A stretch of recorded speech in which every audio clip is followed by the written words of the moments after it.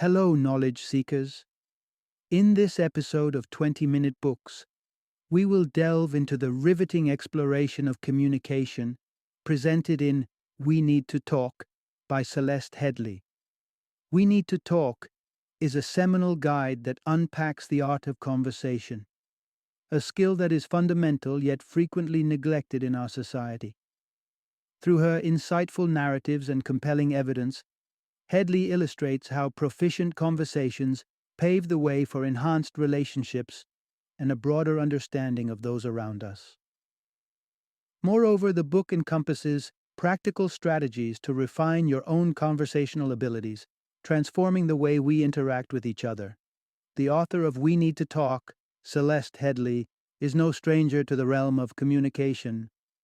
A renowned journalist and broadcaster, Headlee hosts the daily news show On Second Thought on Georgia Public Broadcasting. She also dedicated over a decade to National Public Radio, harmonizing her professional ventures with her background as a classically trained singer. Her successor to We Need to Talk is the enlightening Do Nothing, a study on optimizing our leisure time. We Need to Talk is an essential read for those who are tired of trivial talks and yearn for more profound discussions. It serves as a valuable resource for enthusiastic conversationalists who desire to transition from talking to listening, enabling them to amplify their conversational skills. So, join us as we dive into the enlightening universe of We Need to Talk, exploring the transformative power of meaningful conversations.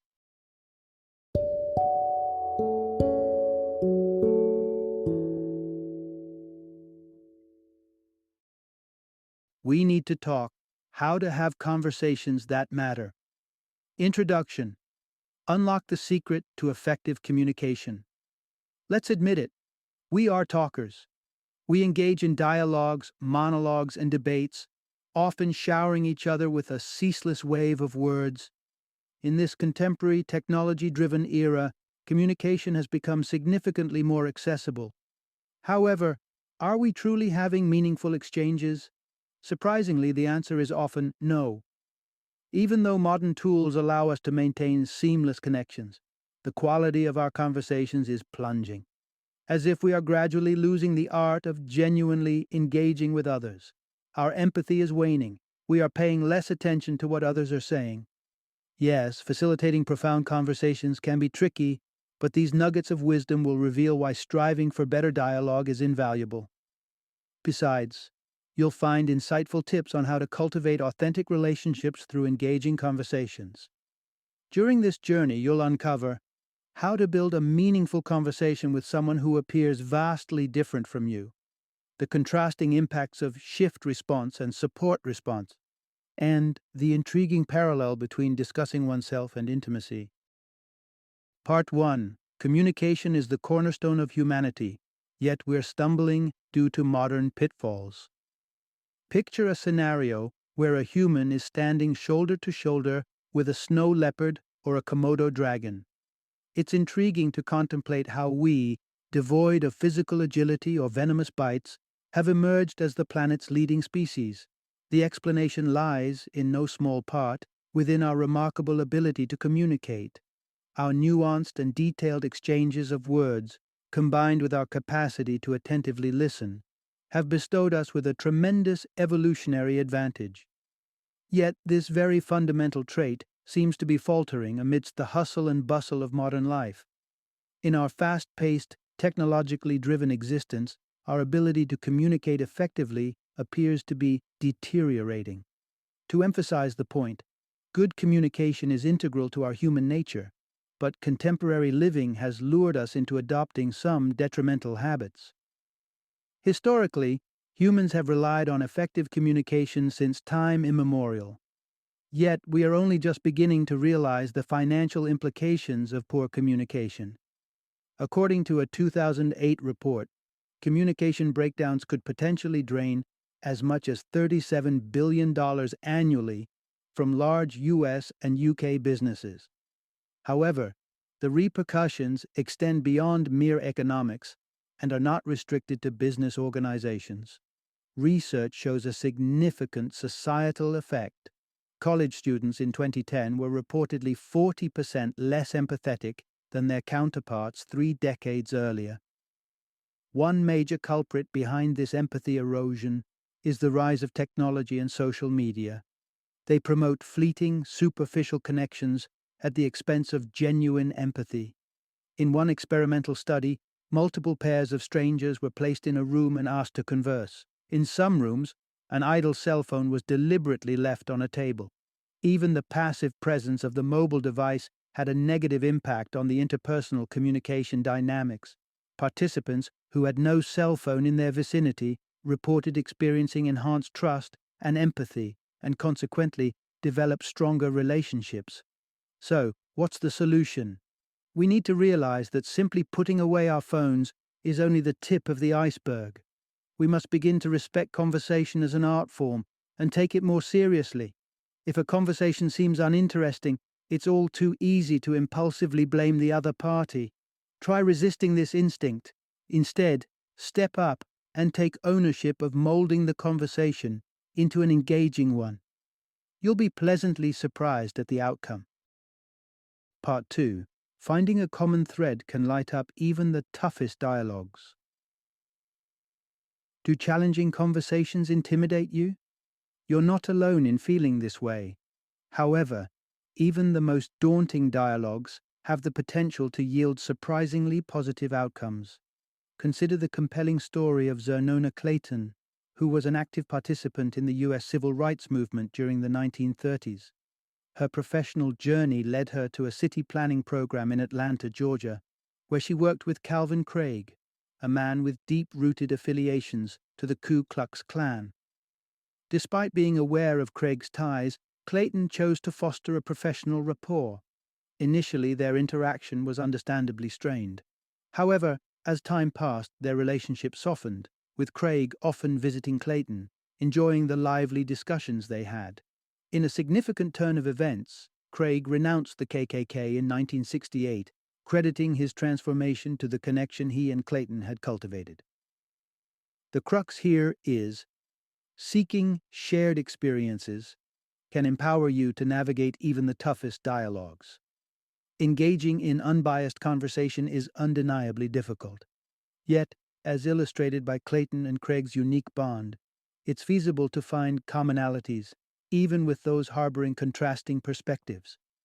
In today's highly fragmented society, it's easy to assume that we would have no common ground with those whose ideologies clash with ours. However, bridging that gap is a challenge worth undertaking. All of us have our biases, even if they are not blatantly tied to race.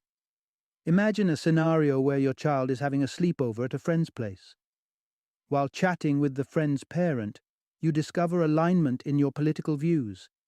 Does that automatically ensure your child's safety in their house? We often mistakenly believe that agreement on one aspect translates to concurrence on all issues, and similarly, one disagreement can breed the presumption of widespread discord. However, reality seldom follows such black and white patterns. Regardless of the identity of your conversation partner, it's essential to approach the dialogue with respect and commitment. Engage with an open mind, actively listen, and endeavor to empathize with their perspectives. Remember, Clayton transformed Craig's ideologies not by pushing her beliefs, but by being an enjoyable conversationalist. Of course, not all conversations will culminate in heartfelt reconciliation or lifelong bonds. Disagreement is perfectly acceptable. However, maintaining a willingness to listen is paramount. As you'll discover in the next segment, this openness might unveil unexpected revelations. Part 3. Resist making assumptions about others' experiences. As the host of a radio show, the author has had extensive interaction with myriad guests. However, even she stumbles in conversations occasionally. Consider one such instance when a grief-stricken friend reached out to her after her father's death. Attempting to provide comfort, the author drew parallels to her own experience of losing her father at the tender age of 9 months. Unexpectedly, this response exacerbated her friend's anguish. "You win," the friend retorted, emphasizing that at least she had the chance to form a relationship with her father. While this was not the author's intended implication, upon reflection she realized she had unintentionally made the conversation about her experiences, sidelining her friend's feelings. The core insight here is avoid presuming that you fully understand others' experiences. It's a common pitfall most of us unknowingly fall into. Sociologist Charles Derber terms this habit conversational narcissism. According to Derber, conversations involve two types of responses, the shift response and the support response. Despite her noble intentions, the author had provided a quintessential shift response. Even an innocent "me too" can be a shift response, as it diverts the attention towards you. If a friend mentions they're swamped with work, you may instinctively respond, "So am I." But the alternative, a support response, helps keep the focus on your friend. Probe deeper into why they're feeling overwhelmed and what's piling up on their to-do list. This responsive tactic is not as straightforward as it sounds. It's in our nature to map our experiences onto others. In fact, that's the essence of empathy. However, the downside arises when your life doesn't correspond to the other person's experiences. Let's say you ended up in the hospital after slicing your finger with a knife. When a friend shares they had a similar incident, you immediately relate it back to your own experience, irrespective of whether their injury was minor or severe.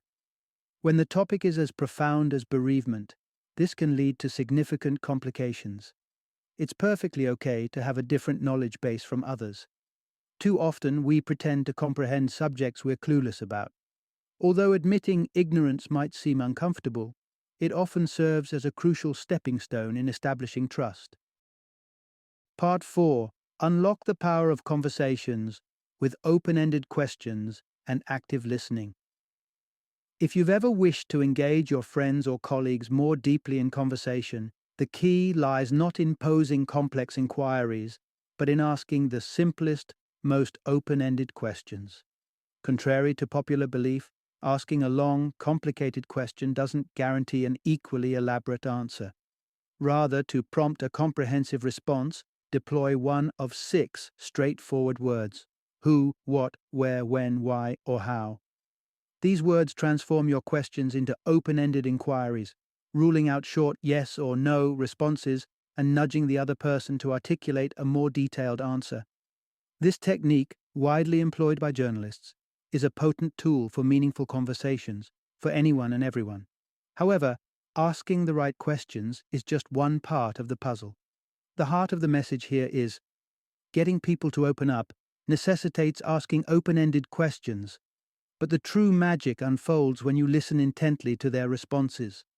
Picture a scenario where you're interviewing a witness of a recent tornado. A query like, "Were you scared?" would probably elicit a yes and promptly end the conversation. Instead, employ an open-ended question such as, "What was it like to be so near a tornado? What did you hear? Or how did it feel?" These questions empower them to describe the experience in their own words. Embrace silence instead of instinctively filling it. Pausing can signal that you're processing the conversation, thereby enhancing the dialogue's richness. Moreover, it's crucial to steer clear of wool gathering, the act of mentally wandering off while conversing, akin to aimlessly collecting wool scraps from bushes. It dilutes the purpose and engagement of the interaction. Active listening is indeed a rarity. Many of us fall into the trap of wool gathering, even as we attempt to engage in conversation, like when we start planning our next response while the other person is still speaking. If you find yourself in this trap, remember you've ceased listening. It's far more effective to concentrate on their words in the present and let the conversation flow naturally. When you fully invest yourself in your discussions, you'll eventually eliminate wool gathering altogether. By asking pertinent, open-ended questions and listening attentively to the responses, you can unlock the true power of meaningful conversations, and we'll delve deeper into this aspect in the next segment. Part 5. Transforming listening from a passive to an active skill. In a captivating study about the human brain, scientists unearthed a compelling revelation. The same region of your brain is activated when you share personal stories as when you indulge in sugar, engage in intimacy, or even take cocaine. Essentially, talking about oneself brings immense pleasure. In stark contrast, listening seems to lack this appeal. Indeed, it's a demanding task, if you're under the impression that it merely entails quietness. While others speak, you're significantly mistaken. It's an art form on its own. But here comes the silver lining. This art can be mastered. The central takeaway here is listening should be an active, not a passive exercise. And let's face it, most of us might need to up our game. While the majority of us believe ourselves to be proficient listeners, this claim might need closer inspection. Our present world teems with ceaseless digital distractions. Have you caught yourself slyly checking emails during a meeting? Beware of the fallacy of multitasking. Human brains aren't wired to focus on multiple tasks simultaneously. It's sheer distraction, not multitasking. Active listening doesn't come naturally to most of us, but practice can significantly improve this skill. Understand that communication isn't confined to spoken words alone. Nonverbal cues, such as gestures and tonal variation, can convey profound meaning. Paying attention to these subtleties can unlock a deeper understanding of the other person's message. Here's a useful tip. Instead of premeditating your next input during a conversation, focus on predicting what the other person is about to say. Alternatively, mentally summarizing their dialogue can help maintain your concentration. For the author, her eureka moment came through an unexpected medium, opera. Being raised in a musical family, opera was a routine part of her upbringing. However, it wasn't until she was preparing an aria for an audition that she started truly listening to it. This involved engaging with the music in a practical, active manner which unveiled the beauty she had overlooked until then. The same principle applies to active listening. It's tougher than it seems and demands your conscious engagement. But when you master this skill, you'll realize it's definitely worth every ounce of effort. Part 6. Mindful Communication. A considerate approach to speaking. We've extensively discussed the art of listening, one half of a conversation's puzzle. However, even if you're wholly absorbed in the other person's narrative, a dialogue involves a time when you'll have to speak as well. So how can you ensure your spoken words contribute positively to the conversation? The trick lies in perceiving the conversation through the listener's perspective and remaining aware of your audible presence. 3 tips can be instrumental here. First, keep it succinct. Second, abstain from repeating yourself. And third, steer clear of the shaggy dog syndrome. We'll delve into that shortly. The key takeaway here is, when you're in the speaker's shoes, stay mindful of the listener's reception. In public radio, most interview slots barely extend beyond 5 minutes. They may seem longer as they're packed with intriguing insights. However, the reality is it often takes more time to warm up a frozen pizza than to finish one such interview. There's a well-founded explanation for this. Our attention spans are alarmingly short. According to one research, the average human attention span falls 1 second short of a goldfish's. While we can strive to expand our attention span, the fact remains, if you drag your monologue, you risk diverting the listener's focus. Pay close attention to the listener's cues when you're speaking. Do their eyes frequently wander off? Do they attempt to hasten your narrative? Think of a conversation as a game of catch. Unless your partner is ready to catch the ball, throwing it serves no purpose.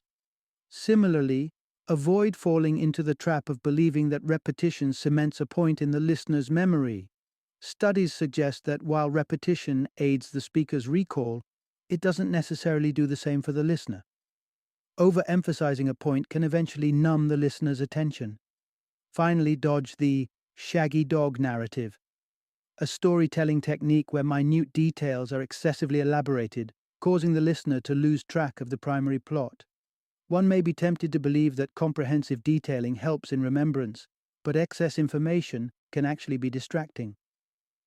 Let's return to our game of catch analogy.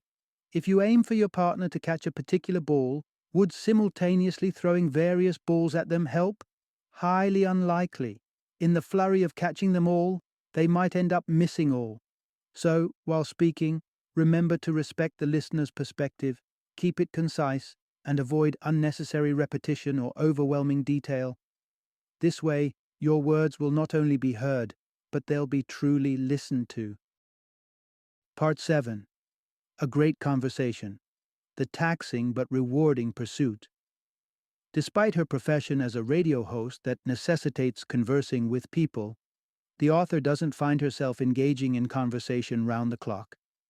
Quite often, upon returning from work, she assigns tasks requiring interactions to her son.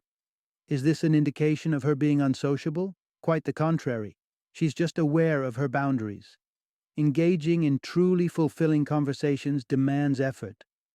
If you're not in the right state of mind, it might be more beneficial to refrain from a conversation rather than venture into one unprepared.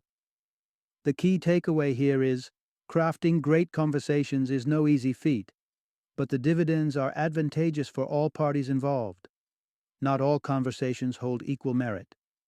A 2010 study asked students in Arizona to rate their happiness and correlated these answers with the type of conversations they participated in. The result revealed a fascinating pattern. As expected, sociable students registered higher happiness scores. But the happiest students weren't the ones indulged in the most conversations. Instead, they were the ones having the most meaningful dialogues. Therefore, being sociable contributes to happiness. However, true engagement takes the cake. When it comes to conversations, small talk isn't the golden ticket. The focus should be on quality, not quantity. But why are substantive conversations beneficial? The answer lies in one word: empathy. Research indicates a decline in empathy among the younger generation, which is alarming. Empathy forms the backbone of our understanding of others' emotions, helping us establish genuine connections. Being empathetic and directing your attention to others yields numerous benefits. For instance, volunteering for charitable causes can bolster happiness and health. One study even suggested that regular volunteers tend to have longer lifespans. Additionally, empathy benefits the person you are conversing with, because meaningful conversation extends beyond individual gains. Investing effort to learn about others, their thoughts, feelings, and identities, might be challenging, but it's a rewarding venture for both parties involved. And the bridge that takes us to this enriching experience? Nothing more than a thoughtful conversation? Final summary. The primary takeaway from this book: the ability to converse is a distinctively human trait, yet we often fail to place the necessary emphasis on effective communication, especially in today's tech-dominated era. Achieving meaningful conversation requires undivided attention, an open mindset, and a commitment to exceptional listening skills. Mastering this art not only enhances your sense of happiness, but also fosters empathy.